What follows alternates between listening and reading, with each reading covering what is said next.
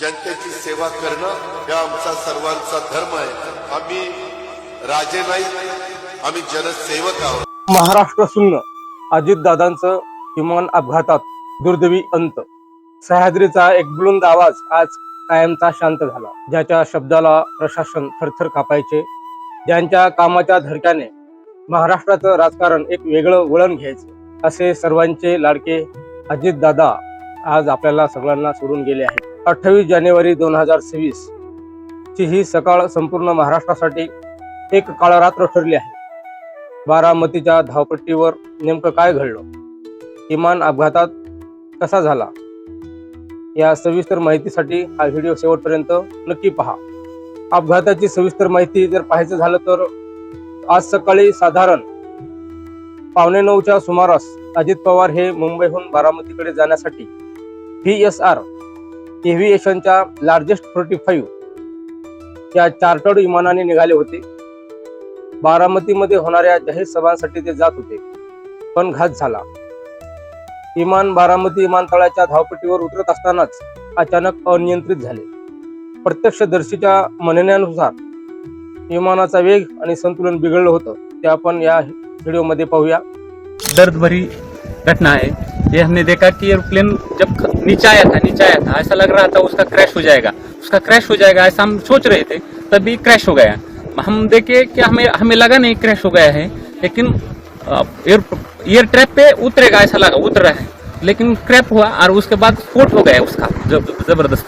स्फोट होने के बाद वो हम देखने आए, पहले देखा तो उसको आग लगी थी पूरे प्लेन को, और उसके बाद 4-5 स्फोट हो गया विमान में उसका, और उसके बाद बहुत लोग आ गए और उसने निकालने की कोशिश की, लेकिन बड़ी आग लगी, उसके कारण कोई मदद नहीं कर सकता। धावपट्टीच्या सुरुवातीलाच विमानाचा भीषण स्फोट झाला आणि पाहता पाहता विमानाने पेट घेतला।